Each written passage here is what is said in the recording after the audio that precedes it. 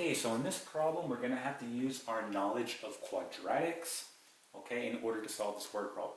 So let's go ahead and read it, and then we'll talk about how we're going to set it up. It says a cannonball is launched from a height of 250 feet and has an initial velocity of 32 feet per second. Okay, so that's the information that they give us, and then they're asking us to do two things here, all right? But first, they want to know, find the height of the cannonball at 2 seconds. Okay, and then they want to know what is going to be the max height of the cannonball. Okay, so down here we have a function, right? And we can see here it says h of t. Okay, h meaning height, t being time, right? So we have height as a function of time. And what this function represents, this is going to be the general function for a projectile. Okay, now there are some limitations of this particular function, okay, because it doesn't take into account air resistance, wind, and other real world factors, okay? But for this particular problem, that's okay. Let's go through what some of these values represent. So we have v subscript 0. That's going to be your initial velocity, okay? H subscript 0, that's going to be your initial height, okay? And t, well, that's your time in seconds, okay? Height is going to be in feet, okay? So those are your units, feet and seconds, all right? So let's go ahead and set up this first problem that they're asking us to solve, okay? They want to know the height of the cannonball at 2 seconds. Okay? The first thing we need to do, we need to fill in our values. We need to fill in our initial velocity and our initial height. So if we go to the word problem, we see that it starts at a height of 250 feet. That's going to be the initial height. So we're going to plug that in here for h subscript 0. All right, it has an initial velocity of 32 feet per second. So we're going to plug that in for v subscript 0. So we're going to have the following here. We're going to have h of t. So h of t equal to negative 16 t squared, right? And we're going to have plus, so my initial velocity is going to be 32, okay? And then my initial height is going to be 250, so plus 250, okay? So now we have our function ready to go, okay? And I failed to mention this, but this negative 16, okay, that's a constant, and that's a constant due to Earth's gravity, okay? So that's just a constant, that's part of the function. So at this point, now that we have our function ready to go, all right, we want to know the height of the cannonball at 2 seconds. So what you're going to do is the following. You're going to say h of, and I want to know the height at 2 seconds, so wherever I see a t, I'm going to replace it with 2, right? So I'm going to say h of 2. What is that going to be?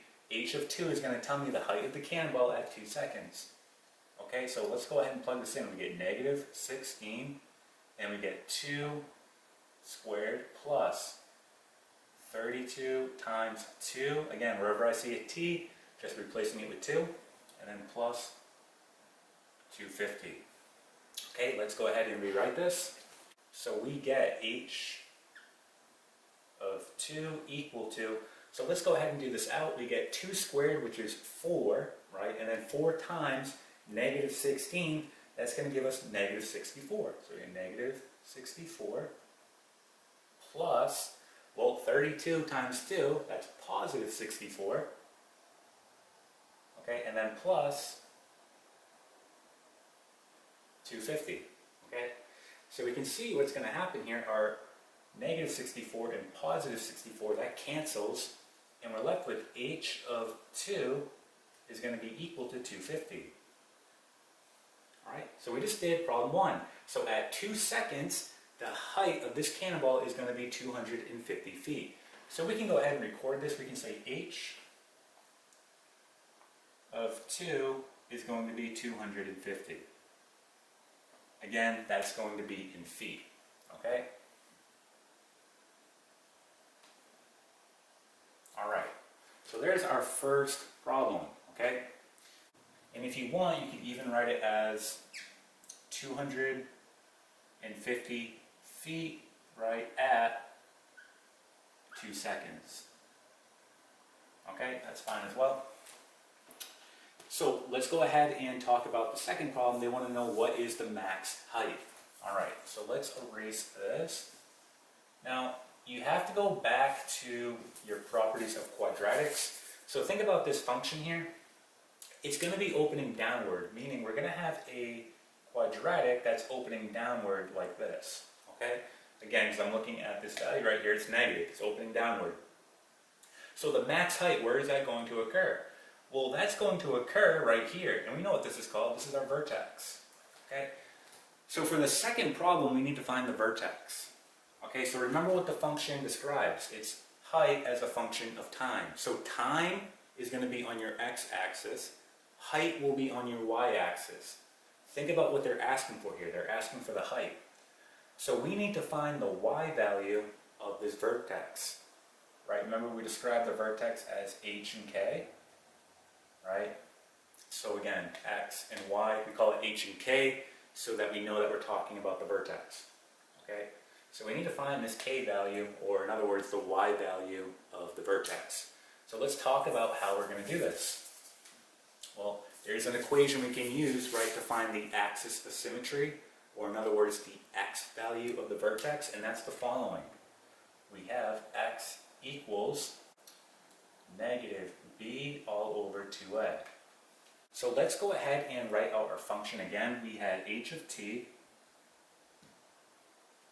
equal to negative 16 t squared, right, plus our initial velocity, which we determined was 32, so 32t, and then plus our initial height, which was 250.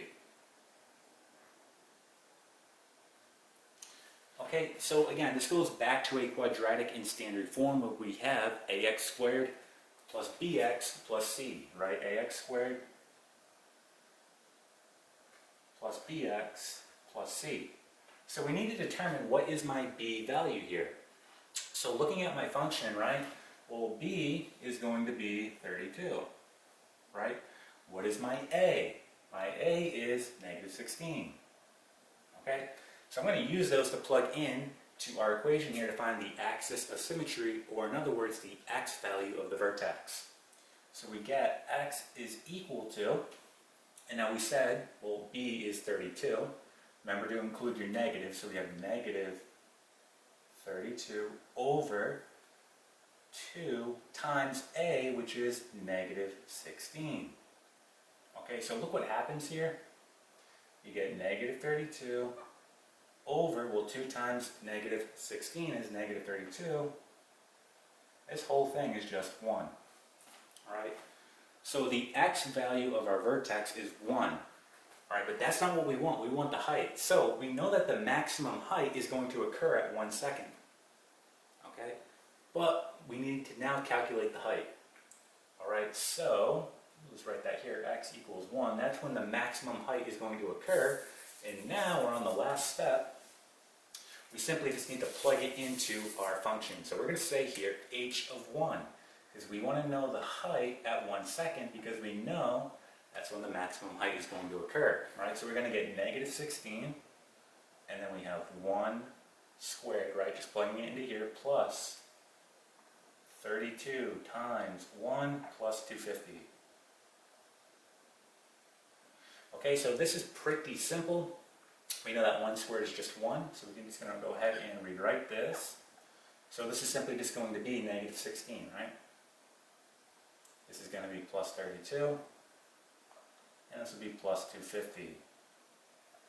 Alright, so all I have to do is go ahead and do this operation out. So we're going to get negative 16 plus 32 plus 250. And we're going to get the following. H of 1 is going to be 266. Again, this is going to be feet. Okay? So this is where our max height is going to occur. So if you want to go ahead, you can box this in. That's going to be our max height, or you can just go ahead and write it out, right? Max height